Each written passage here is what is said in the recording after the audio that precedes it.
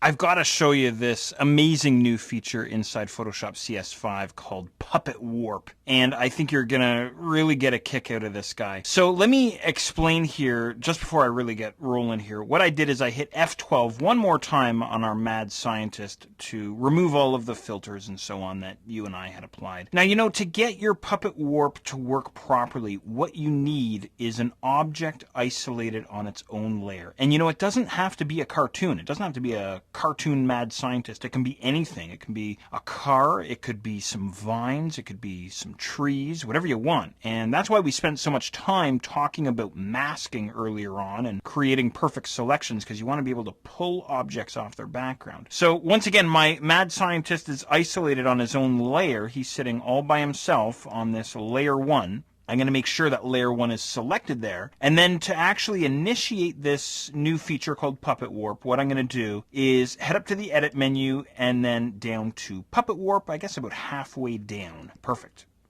Now, what we can do here is we can start adding pins onto our artwork, and we can actually start warping our image, warping our artwork. Now, you know, if you have a mesh over top of your image right now, you can always uncheck Show Mesh up on the options bar there. I usually turn mine off. I find it a little bit distracting there. And you can still use your Puppet Warp if you don't have a mesh, which is great. So here's what I'm going to do. This is literally like sticking push pins into your artwork. So I'm going to stick a push pin right through the top of this guy's head, right there, just by single clicking there. And let's see, I'm going to stick one through his left eye, not to be morbid, but, or the right side of our artwork anyway. And then through his ear there, I'm just really setting almost like anchor points inside the image. And I'm going to put one on his elbow, down towards the bottom left there. And then I'm going to put one right on the end of the needle, somewhere up here. Okay, great. Now for the fun part. Now that we've plotted out some points here, what I can start doing literally is dragging on these points to start warping my object, warping my artwork. So maybe I want to have his head sort of a little more, you know, skinny and kind of scrunched up, or maybe I want to,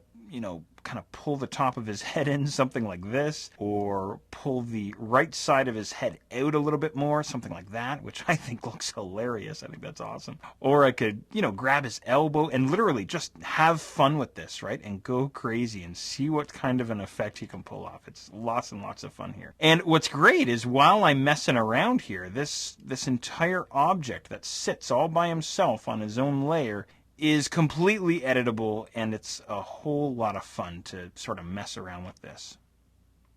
I'll grab the end of his needle here, and I'll kind of pull it in. I'll kind of bend the end of the needle here. And you know, if I want more anchor points, I can just continue clicking on my artwork, something like this. There we go, maybe something like that, or I could add more down, you know, down on his body there, or at the bottom of his coat. Again, really, whatever it is that I want here. It's a lot of fun, and I'm sure you're going to spend hours having fun messing around with your artwork. Now, you know, once you've had fun and you've made a royal mess out of your art, all you need to do now is just go back to your Move tool inside your toolbox, grab that fella, and you're going to get a warning here. Hey, do you want to apply this Puppet Warp? Now, if you say don't apply, you're going to lose all your changes. But if I click apply, then Photoshop actually applies the Puppet Warp, applies my changes to my mad scientist cartoon.